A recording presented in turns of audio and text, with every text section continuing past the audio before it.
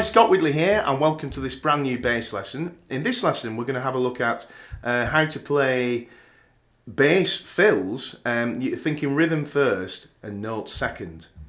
So what am I talking about? If you've never heard of a bass fill or you just don't know what I mean, let me kind of demonstrate. It's something that usually kind of every sort of fourth bar at the end of a 4-bar section or an 8-bar section, there's often a kind of musical hole that sort of suggests you might play something to lead it into the next section or the next time round.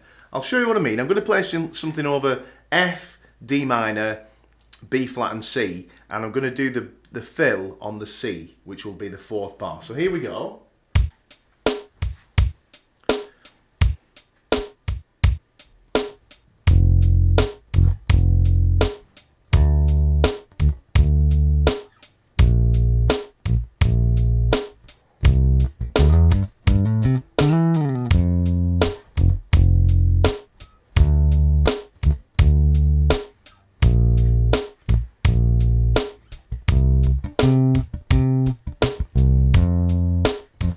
And so on.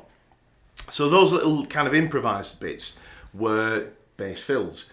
Okay, so this rhythm first, note second. Why am I kind of even talking this way, you know? Well, if certainly if you're new to playing bass fills and improvising, that kind of thing, you can get so caught up and hung up with kind of getting the right notes and which notes should I play and all that, that the groove, you know, which is fundamentally what we are, groove players, as bass players, gets kind of lost, and then the whole idea of the fill is lost as well. So I'm talking about thinking rhythm first and then applying the, notes to that rhythm. So we're going to be thinking more like a drummer or a percussionist. And in fact, I think this is one of the best things you can do for your bass playing, is to almost work on becoming a percussionist. Doesn't mean you have to go out and buy percussion instruments, but if you just kind of do things with the bass, like you know, you can just kind of,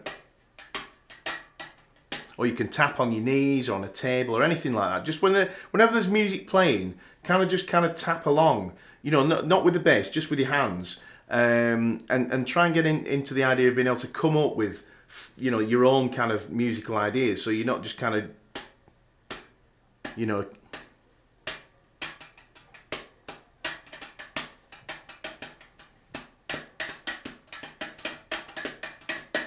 just kind of coming up with stuff, and then you can apply that to notes. So let's try that in a kind of like mini kind of way with this chord sequence we've been looking at, which is F, D minor, B flat and C. So let's just get comfortable with that. So let me show you what the root notes of those chords are. It's the 1st fret on the E string, the F, 5th fret on the A string, which is a D, 1st fret on the A string, which is a B flat, and the 3rd fret on the A string, which is a C. Okay, I'm actually thinking of that chord, don't worry about this, just out as a C7th. Okay, so here we go. I'm just going to play the rhythm just on the F. If you want to join in with this, just get into the rhythm.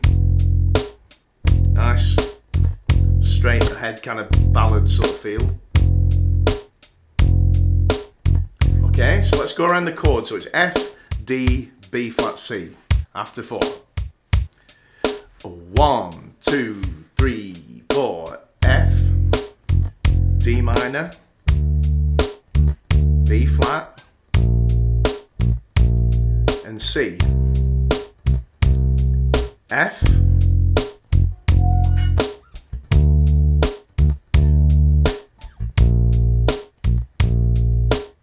one more time.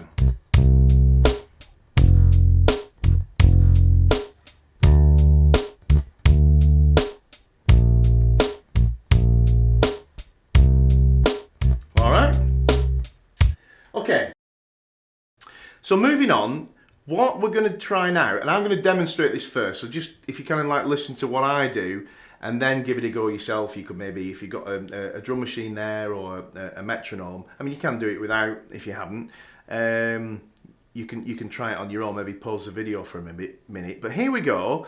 We're going to play the F, the D, the B flat, but then we're going to stop playing on the C and try and come up with a rhythm, a little fill. Okay, so you're going to think like a drummer or a percussionist, You can either mouth the fill, you know, da da da da da, kind of like with a D sound or something, or you can tap it on the bass, you know, or you could tap it on the desk, whatever you want. But let me show you. Here we go.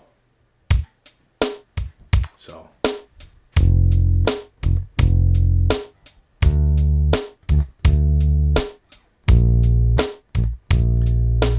Dun dun dun dun dun dun dun. Yeah?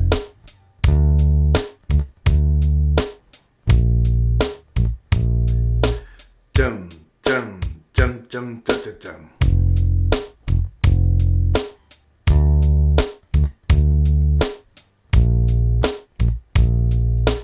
Dum dum dum dum dum dum dum. Okay, so you've kind of got to really let yourself go. You're going to maybe shut your eyes and just kind of really just let yourself go into this. And, you know, you might even find it sort of, you know, embarrassing at first to try it. But just really, as I say, let yourself relax into it and just see what you come up with. It might be that at first it's just gobbledygook nonsense, but just kind of like, right, I'll try again until you come up with something that sounds rhythmically cool against the drums. Okay. Now the other thing is, let me just remember what I did. Dum dum dum dum dum dum dum. Because what I was going to say is, you want to do it at least 3 or 4 times or more, even when you come up with a good idea. Just keep doing it so that you're almost learning it, you know, so that you don't forget it. And that's the important thing to do with anything that I might show you in my lessons. Is I'm not big on the idea of writing things down. Because you know you rely on the paper then, and then you know you don't really learn it yourself. The next day you come back and what did I do yesterday, and you read it again. What I'm into the idea of doing is, if you just kind of like try and come up with one cool bass fill every time you practice, and practice it to the point where you'd almost never forget it. Like you can pick the bass up tomorrow and go, right, I'm going to just have a quick go at that fill I did yesterday. Then you've really learnt it. You've learnt the music then, okay? You've not just kind of studied it and then put it on a piece of paper to look at later on. You've really absorbed that music, and that becomes part of your musical vocabulary, okay? So, let me just... Dum, dum, dum, dum, dum, dum, dum. Can't forget that. You wouldn't normally be talking in between this. So, the next thing is to apply some notes to it, okay? Now we're going to, as I say, the chord at that point is a C7 chord. And just for the sake of this exercise, whether you have any harmonic knowledge at this point or not, I'm just going to give you some notes that you can use, okay? We'll talk a bit more about the harmonic stuff in a minute. The notes that make up a C7 are, dum, dum, dum, dum, dum, dum, just remind myself, are a C, 3rd fret on the A string, 2nd fret on the D string, 5th fret on the D string, 3rd fret on the G string, and the 5th fret on the G string, okay? That's a root, a 3rd, a 5th, a flat 7, and an octave, okay? Again, don't worry about that. Dum, dum, dum, dum, dum, dum, dum. I mustn't forget it. All right, so. Dum, dum, dum, dum, dum, dum, dum, dum, dum, dum. Now, what I want to do is play that rhythm using a random selection of those notes. So like,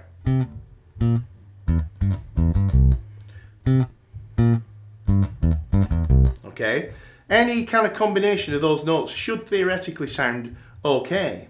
So dum dum dum dum dum dum dum dum dum dum dum dum dum. Okay, so just have a kind of mess around with that on your own, and we'll put the drum machine on.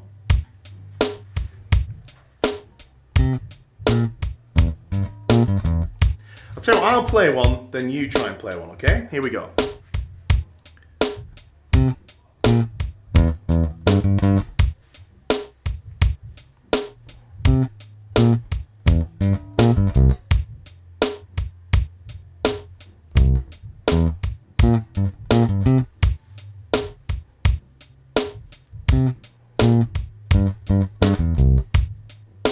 All right.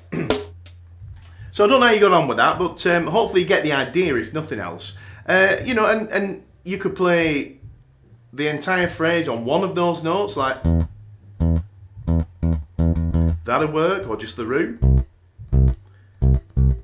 It really can be any combination. It could be 3 of one note and 2 of another, you know. So let's just try that in context. Here we go, check it out. 3, 4. So I'm going to play around the sequence.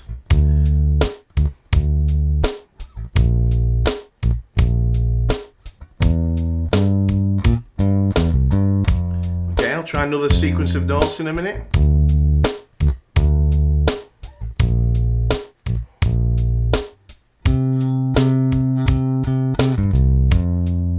One more.